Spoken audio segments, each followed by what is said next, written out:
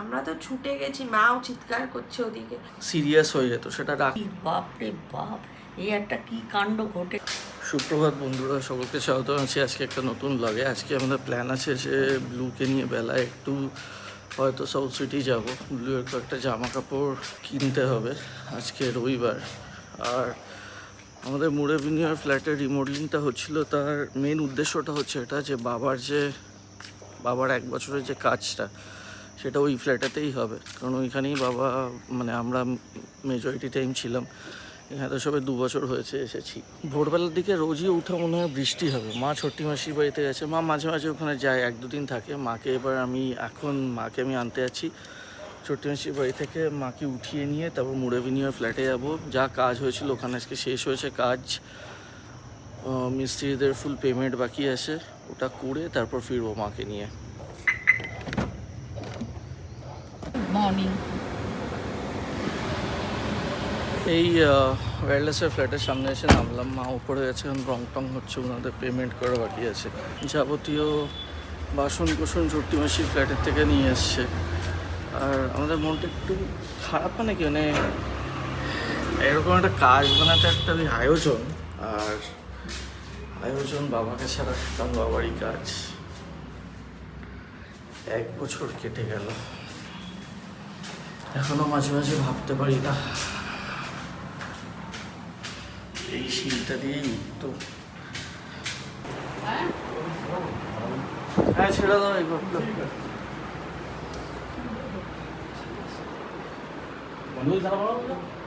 জানলা বন্ধ করতে হবে না।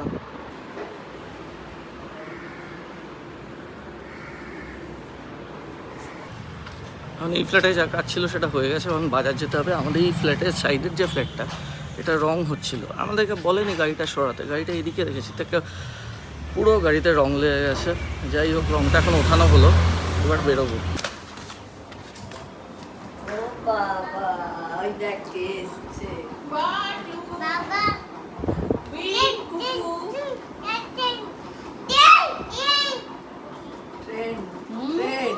ট্রেনের স্বপ্ন দেখে। হ্যাঁ, ঠাম্মি এসছে। ঠাম্মি আপনার ছাত্র তো অনেক পড়াশোনা শিখে গেছে। আমার ছাত্র না, মার ছাত্র।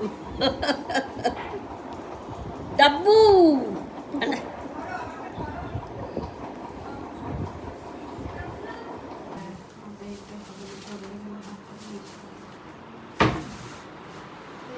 I don't trust my kid. বাবার কাজ আছে 9 তারিখ, তার আর ওই বাবার জন্য মা জামা কাপড় কিনেছে, পারফিউম কিনেছে। উপরে উঠিয়ে রাখা হচ্ছে যাতে ব্লু হাত না দেয়, কারণ ব্লু এখন যেই লেভেলে চঞ্চল হয়েছে, আমি জানি সেটা নর্মাল, কিন্তু সব কিছুতেও হাত দেয়। শনি গুলি, তুমি এসি মেকআপ করছো? কেন তুমি এসি মেকআপ করনি? শনি যা গরমটা পড়েছে না সকাল থেকে, মানে জাস্ট ঘেমে শেষ হয়ে যাচ্ছি। এখন একটু গড়িয়াহাট বাজারে যাব, কয়েকটা জিনিস কেনার আছে, কিনে তারপর ফিরবো। আজকে আবার রিয়াজির 1 বছর হচ্ছে। কাপটাই তো ফেলেছি। 1 বছরের জন্মদিন রিয়াজির, আজকে 1 বছর হলো। গাছ ওঠা ছিল, আজুরি ফেস্টিভ্যাল ছিল, গড়িয়াহাট বাজারে যাবে। তাহলে মাছ যখন কেনার নেই, তখন এই গরমের মধ্যে গাড়ির তেল পুড়িয়ে এত দূর গিয়ে লাভটা কি? আমরা যেদিকে পাটুলি ফায়ার ব্রিগেড আছে, ফায়ার ব্রিগেডের দিকে একটু সবজি টবজি নিয়ে বসে ওখানেই চলে এসেছি।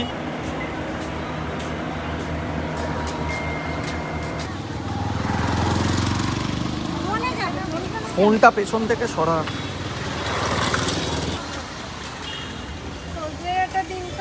ও নিমটাও ভালো তো, নিম পাতাটা। আর এই ছোট পাতা দেখে একটা আটি দিন, ভালো হবে তো। রোগা রোগা দেখেই মনে হলো।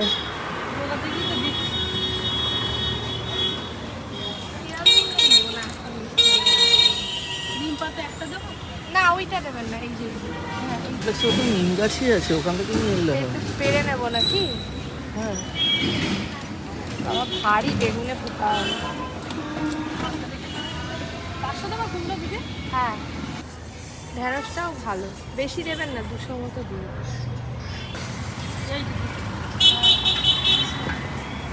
গন্ধরাজ লেবু নেই, ওটা দিয়েই তো ভালো লাগে খেতে গরমকালে।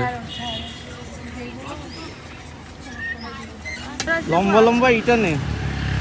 চিচিঙ্গা। হুম,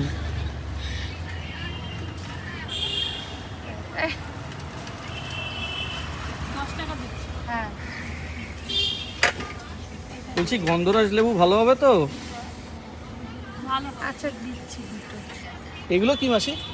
এটা ওটা কুদরি। এ নিয়ে নে, সবজি তো যত খাসটা। খাবি তত। বাঁধাকপি নিয়ে নে। চাল কুমড়ো শাক কি খাবি? ভালো হবে? মা তো শাক হ্যাঁ, খায়। হেবি সুন্দর হবে। দিয়ে দাও পুঁই শাক। অল্প দিয়ে, হ্যাঁ। পাকা। বোগা বোগা যে একটা গন্ধ হয় সেরকম হবে না তো? না না না, আচ্ছা, লাউটা তো দেখে ভালো মনে হচ্ছে। কচি লাউ। লাউ নিবি? হ্যাঁ দাঁড়া। দিয়ে একটা একসাথে দিয়ে দিলেন, বাচ্চারা সেটা পাগল হয়ে যায়। লাউটা কি ভালো হবে এটা? হ্যাঁ লাউ ভালো।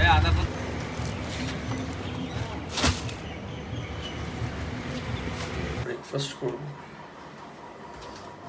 মা কি খাবার? চিল্লা। এটা আমার কোলেস্ট্রল আর ব্লাড প্রেশারের মেডিসিন।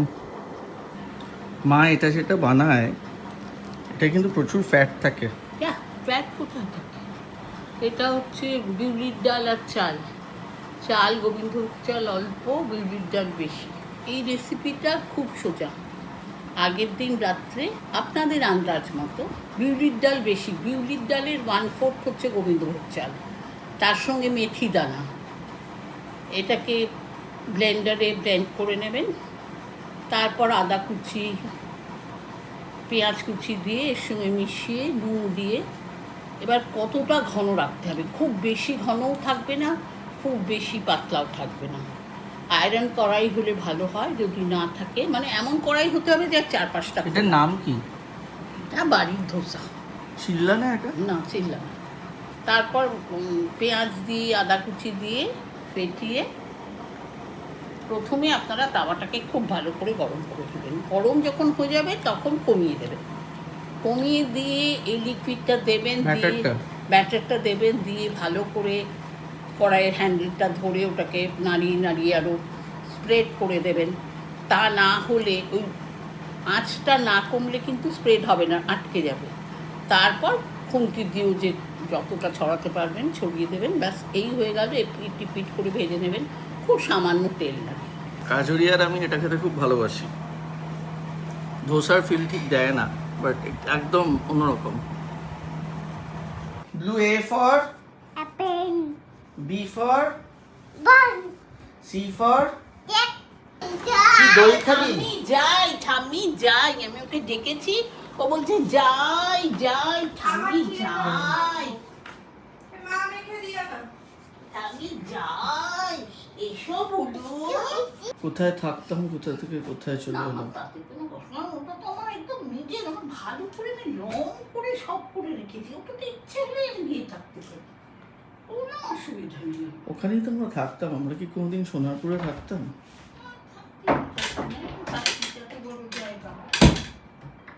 না তো ওই বাড়িটাতেই বুঝি বুঝি করে থাকতে হতো, না থাকার কিছু চলটা সামনের ঘরে থাকতো, তোরা তিনজন এত বছর তো ওখানেই থেকেছি। কি এটা? ওই যে ওদের ফ্লাওয়ার্স এর কালার বুক। ওর তো হোমওয়ার্কও আছে, কিছুই করেনি হোমওয়ার্ক। আচ্ছা, ওদের হোমওয়ার্কে আর্ট অ্যান্ড ক্রাফটে দিয়েছে পুরো নাইট স্কাইটা কেটে কেটে লাগাতে। ওরা পারে? জানি না এগুলো কি হোমওয়ার্ক, আমিই করে দিয়েছি। ডেফিনেটলি পারবে। কি করে কাঁচি দিয়ে ওরা ব্লুয়ের কাটবে? বয়সে অন্য বাচ্চারা শিওরলি পারবে। তাহলে না না, অত সহজ নেই কাঁচি দিয়ে কাটা। ওগুলো চেনানোর জন্য ওদেরকে শেখায়।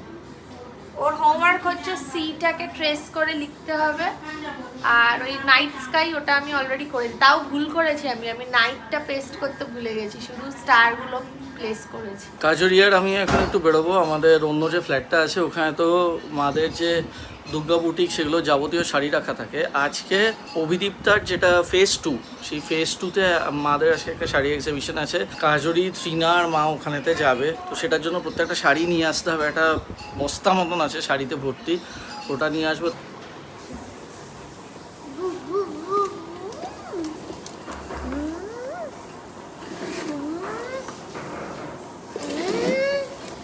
সাইকেল নিয়ে ভেতরে না ব্লু।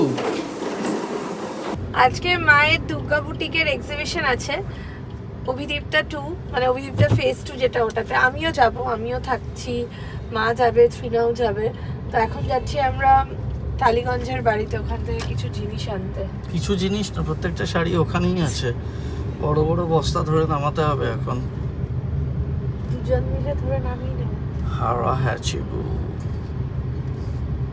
আমাদের এইখানেতে, এই কি বলে এই জায়গাটার নাম, রামগড়ের একটু আগে, এখানে তো মালাবার গোল্ড হয়েছে। আপনারা কি এসছেন এটা? আর এখন কেউ গোল্ড কিনছে না, গোল্ড কিনতে মানা করেছে না। আচ্ছা, মোদিজি গোল্ড কিনতে মানা করেছে। গোছাবো নি, হ্যাঁ আজকে আসবে। আর এটা হচ্ছে শাড়ির ব্যাগগুলো, এগুলো নিয়ে যাব। যেটা দুটো আছে নিতে হবে। ব্লুয়ের তো জুন মাসে জন্মদিন, আমারও জুন মাসে জন্মদিন, আমারটা মনে থাকে না এখন, ব্লুয়েরটাই বেশি মনে থাকে। ব্লুয়ের জন্মদিনের জামা কিনতে যেতে হবে, তারপর ও বাইসাইকেল কিনে দেবো ওকে একটা। এগুলো দেখি আজকে সন্ধেবেলা যদি সময় হয় আজকেই যাব।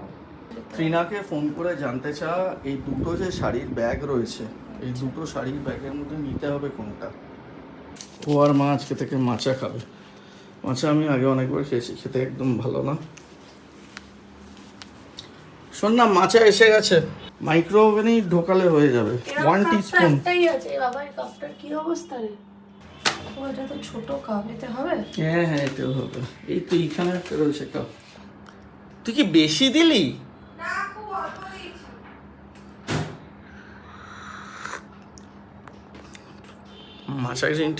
মাচা গ্রিন টির ব্যাপারটা হচ্ছে, মাচা মানে গ্রিন টি খেতে খুব বাজে হয়, জাপানিজ মাচা। বেশি দিয়েছিস, অনেকটা দিয়ে দিয়েছিস। আরে ওটা তো আর টিস্পুন না। এরপর নেক্সট যেটা এম থাকবে সেটা হচ্ছে কি?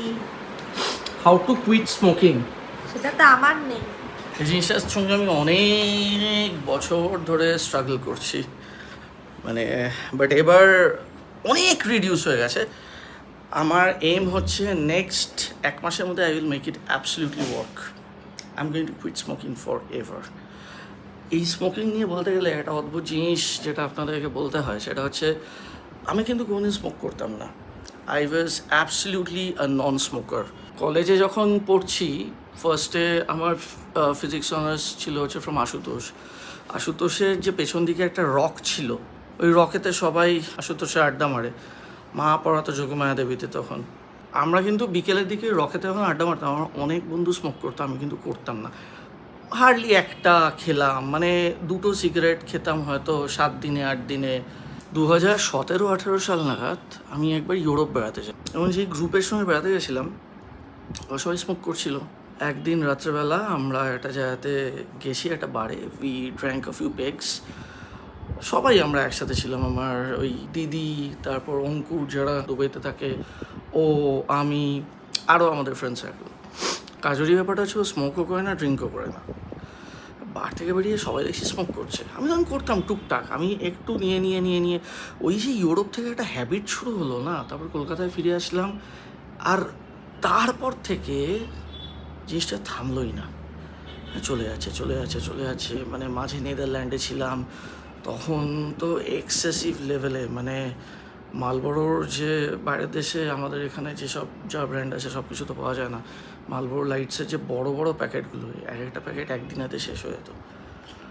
এবার স্মোক করলে না অনেক চেঞ্জেস বডিতে আসে, আপনি জিম করতে গেলে দম পাবেন না, অনেক কিছু। তো আমাদের ফ্যামিলিরই খুব ক্লোজ ডক্টর রাজাধর, চিনবেন হয়তো, আমরা অনেক দিন ধরে ডক্টর রাজাধরকে চিনি, ব্যক্তিগতভাবেও চিনি। তো ডাক্তারের সঙ্গে অনেক সেশন হয়েছিল। মানে জিনিসটা হচ্ছে, আমি জানি যে কুইট করলে আমার জন্য ভালো, বাট ওই যে করতে পারা, মানে ওই যে একটা ভেতর থেকে একটা আসে না, একটা আর্জ আসে। তো আমি সেটা কমাতে এখন অনেকটা রিডিউস হয়ে গেছে, বাট পুরোপুরি ছাড়তে পারিনি এখনও। যারা স্মোকার থাকে তাদের দেখবেন, আমি জাস্ট সেটা ওপেনলি ব্লেটেন্টলি আপনার সঙ্গে শেয়ার করছি, সকালবেলা যখন আপনি ওয়াশরুমেতে যাবেন তখন, তারপর যখন খাওয়া দাওয়া হয়ে যাবে লাঞ্চের পরে, সেই সময় একটা ফিল হয়। এবং স্মোকিং কুইট করলে এরকমও ফেস গেছে মাঝে, আমি 7 দিন খাইনি, 8 দিন খাইনি, তখন না ব্রিদিং প্রসেসটাই পুরো চেঞ্জ হয়ে যাবে। দিস টাইম আমি একটা I just promise to my self that this time I will make it work. তুই দুটো নিয়ে নামতে পারবি না? দুটো বস্তা একসাথে নিয়ে নামবো কী করে? আর না তো তুই নিচে গিয়ে দাঁড়া, আমি ফার্স্ট একটা বস্তা নামাবো, তারপর একটা নামাবো। আমাদের রিয়াজি রেস্টুরেন্টের ঠিক পাশেই লোকাল কাউন্সিলর বাপ্পাদিত্য দাশগুপ্ত গতকাল রাতে অ্যারেস্টেড হয়েছে। এখনও পাটুলি থানার সামনের জায়গাটা পুরো ভিড়, রিয়াজি থেকে একদমই সামনে। আর পাটুলি থানার আলিপুরে নিয়ে যাবে বলে। আর পাটুলি থানার সঙ্গে আমাদের খুব ভালো আছে, কারণ থানার অনেকে আমাদের বিরিয়ানি খায়। আমি তো কালকে রাতে দেখছি, গতকাল রাতে বাপ্পার যে প্রথম হেল্পিং হ্যান্ড আছে সৌরভ ঘোষ অ্যারেস্টেড হয়েছে। কি হলো? কি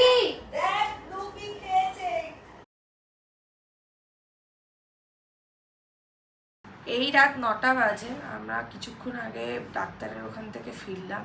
আর দিনটা যেভাবে শুরু হয়েছিল আর যেভাবে শেষ হলো পুরোটাই ডিফারেন্ট হয়ে গেল। বেসিক্যালি কি হয়, মা সকালবেলা ব্রেকফাস্ট করে নিজের ওষুধ খায়। নিজের ওষুধ বলতে প্রেশারের ওষুধ, একটা কোলেস্টেরলের ওষুধ আর এই ভিটামিন ওষুধ খায়। মা বলতে আমি আমার মার কথা বলছি।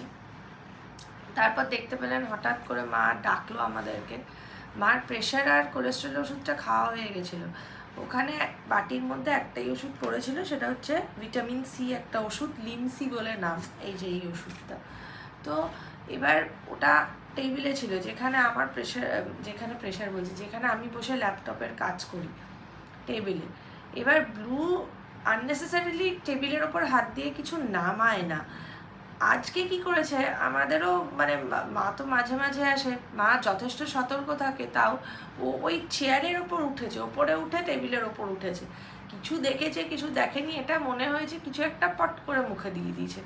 এই মুখে দিয়ে যেহেতু ওষুধটা খুব একটা তেতো নয়, ও কিন্তু ইন জেনারেল কোনো তেতো টাইপ কিছু বা হলে ফেলে দেয় মুখ থেকে, কিন্তু এটা যেহেতু তেতো ফেতো লাগেনি, ওর ফ্লেভার টাইপ দেওয়া আছে যা হয় ভিটামিন সির ওষুধগুলোতে বা মাল্টিভিটামিন ওষুধও, মানে ফট করে খেয়ে নিয়েছে।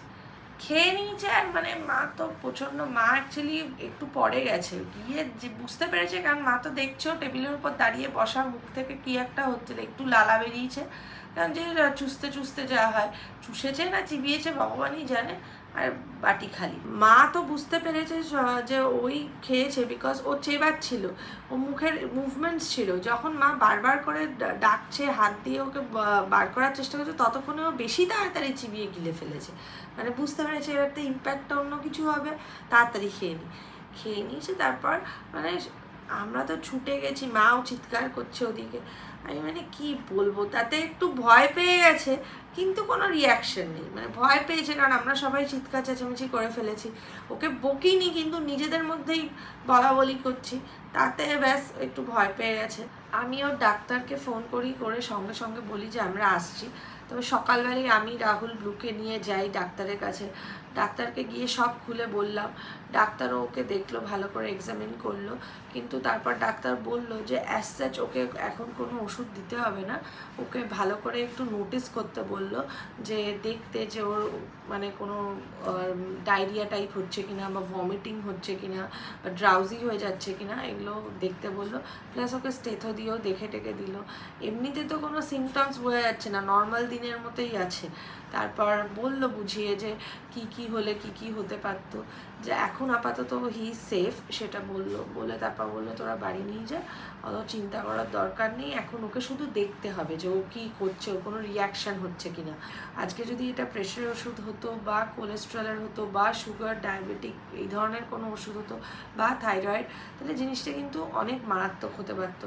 মানে বাচ্চা ঘুমিয়ে পড়ে, ভমিটিং হয়, লিভার ইম্প্যাক্ট হয়ে যায়, সঙ্গে সঙ্গে এমার্জেন্সিতে নিয়ে অনেকের স্টামাক ওয়াশও করতে হয়, এই ধরনের সিরিয়াস প্রবলেমস হয়। যার জন্যই ডাক্তাররা বলে খুব সাবধানে রাখতে। স্পেশালি আমাকে বললো তোরা কয়েন এই ধরনের কোনো মেটালের জিনিস, যে ছোটো ব্যাটারি, এগুলো কখনো মানে খুব সাবধান হতে, খুব সাবধান, কারণ ও এখন প্রচণ্ড চঞ্চল হয়ে গেছে। এই ধরনের জিনিস কখনো ওর হাতের সামনে না রাখতে, সবসময় ভেতরে রাখতে। ইনফ্যাক্ট উনি কিন্তু আমাদের দুজনকে বসিয়ে বললো মেডিসিনের ব্যাপারেও খুব সতর্ক হতে, কোনো ধরনের কোনো মেডিসিন ওদের সামনে রাখারই দরকার নেই, মানে যেটা ওদের হাতের নাগালে। ব্লুকে আমি দেখেছি টুকটাক এদিক ওদিক মানে ওষুধের স্ট্রিপগুলো দেখে, বাট এইরকম একটা জিনিস করে ফেলবে এটা যেমন ভাবতেও পারিনি। মাকে ফিরে আমি বললাম যে এই ধরনের আর যেন করো না, আর কখনো যেন না হয়। আমাদের মধ্যেই খুব ঝামেলা হয়ে গেল, মা বকাবকি যা হয় আর কি। যাদের বাড়িতে বাচ্চা আছে তাদের কিন্তু এই ধরনের সমস্যা হতেই পারে, মানে খুব সতর্ক থাকা দরকার, ভীষণ সতর্ক। মানে যেরকম আমরা ছিলাম। ব্লু সকালবেলা আমি ঘরে ঢুকে দেখি ও একটা ট্যাবলেট বার করা ছিল টেবিলের ওপর, ওটা নিয়ে মুখে পুরে দিয়েছে।